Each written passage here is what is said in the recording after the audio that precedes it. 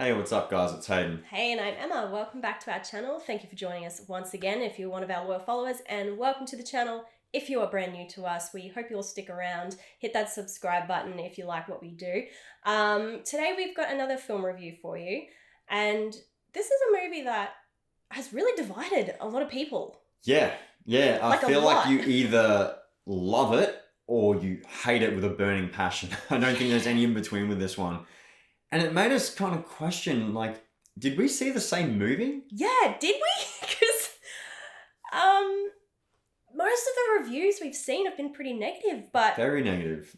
once I think again, it's like 29% on Rotten Tomatoes, and not that I Really? hold Rotten Tomatoes as like the be all and end all of movie critiques, but still, like yeah. once again, we are quite positive. We're a pretty positive channel over here if you are new to us. Yeah. A lot of our reviews are pretty positive. We come from a filmmaking background. We're both working in the film industry, and I don't know if it's just... We appreciate when we see good kind of film technique and a good message. Yeah. I feel like the word trash is just thrown around way too often amongst reviewers. Trust me, if you think this is a bad movie, you haven't seen bad movies, all right? You haven't seen House of the Dead. You haven't seen Mortal Kombat Annihilation. I've seen bad movies. I know what bad movies are. This is not a bad movie, all right? Not Is at it all. perfect? No. It has its flaws, but it's got some great filmmaking techniques in there, and it's got a very strong and relevant message as well. Absolutely. And I think we have more positives to say than negative. So, the movie in question is Antebellum. If you haven't guessed already. It's in the title. You clicked on it for a reason. But yes, we really enjoyed it. And if you want to hear why, stick around. This will be a spoiler-free review. We do keep our reviews spoiler-free. And if we are going to talk about any spoilers, we are going to warn you. But I don't think we'll talk about any spoilers in this. No, we'll keep it completely spoiler-free. Yes. So described by the directors as a historical horror film, Antebellum follows Veronica, who is dealing with a horrific reality and needs to confront the past, present, and future and find a way out of this situation. Now, while I did say that this is a historical horror film, please don't go into this thinking it's going to be a traditional horror, because it's not. Now, I know the marketing made it seem like it was, and I think everyone saw that it was by the producers of Get Out and Us, and went in kind of thinking it was a horror film, but it's not. I think this deals with real life horror. That's where the horror comes from. It's real life horror. So it's dealing with slavery and everything that happened back then and everything that those people went through. And it's dealing with modern day racism as well. And kind of drawing the parallels between the two. And it's got like that message of, well, what have we really learned? You know, there's still this section of the population that kind of still believes in those values. And so it kind of draws a parallel between that and makes us kind of see and understand that, yes, while we've come a long way, there's still these forms of racism in our modern society. And it's kind of holding a mirror up to society and saying, well, you know, we're still like kind of living this way. You know, these values are still being preached. Racism is still relevant. It's still real. Still alive today. Yeah. And do you know what? It's going to be so hard to describe this movie without spoiling too much. But we won't say any spoilers, obviously. But a very interesting way to deliver a storyline and to do filmmaking. There is this particular moment where Act 1 and Act 2 meet, and it's very jarring and unexpected. Yeah, I wasn't expecting it at all. No, and it was just a moment where you're like, what is going on? What are they doing with this movie? It was a very new wave of filmmaking. And look, it is the editing and how they've done the story is also pretty much why people are hating on it so much, is because it is different. So that I can definitely see why people are frustrated with this movie and why they haven't liked it. But I think they're missing things entirely. I thought it was very cool. Like, it was a really cool way of storytelling. And you know, I think we're both always for something new in filmmaking. I think movies get boring if you don't change it up. Yeah. So while yes, we were a bit taken back by how they've put this film together, and we were certainly taken out of the movie a little bit at times by the I guess the shock value of the changing of scenery and all that, I think it was really interesting, and I really liked that they made that decision. Yeah, the second act, while I was watching it, it wasn't my favorite part of the movie up to that point. I was like, okay, where's this going? Okay, what's this all mean? Now, looking back in context, it makes sense, and I like it in the context of the movie. And as I was watching, I'm like, can we get back to like what was happening before? Well, actually, I was wondering if they were ever going to go back to that, or is this the movie from now on? It's structured in a way that after that second act, it starts to reveal certain things that start to you start to put the puzzle pieces together. It starts to make a little bit of sense, and then you're starting to guess, okay, so, all right, so what's going on here? Okay, is it this, is it that? And then it's kind of got that Shyamalan twist. Shyamalan twists about it. And I'm sure the filmmakers probably drew a little bit of inspiration from that. But yeah, just structured in a very interesting way, but in a way that I think works. I actually really like how it was structured. I think the other great thing about this film is the performances. Janelle Monae as our lead actress is outstanding. Her portrayal of this character, and especially in certain scenes, it does get very confronting. And the sheer rawness of her emotion that comes out, it hits you. It really does. And those scenes would have been so hard to do, but I think she executed them very well.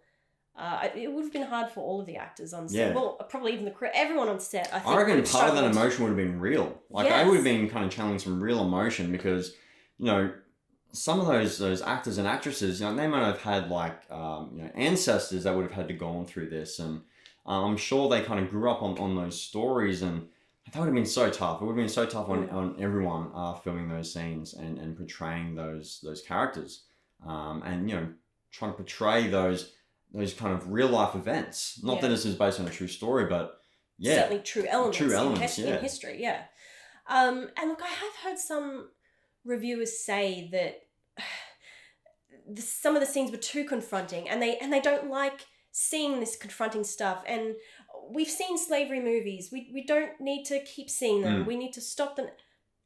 What? No. What? You're meant to be confronted. Yes. That's the whole point. It's meant to be a slap in the face. Especially as white people, we need to feel uncomfortable watching this stuff. That is part of our history as well, that we've put the black community through this. And it's not to say that we need to feel individually responsible or guilty, but we definitely need to be aware of it. And so I think that's really, really relevant to the lessons that we need to learn and where we need to go as a society and how we need to grow as a society. Yes. That's really, really important. We need these films still. Yes, while this wasn't a totally true story, it's certainly got a lot of truth to it and messages that we need to take on board now.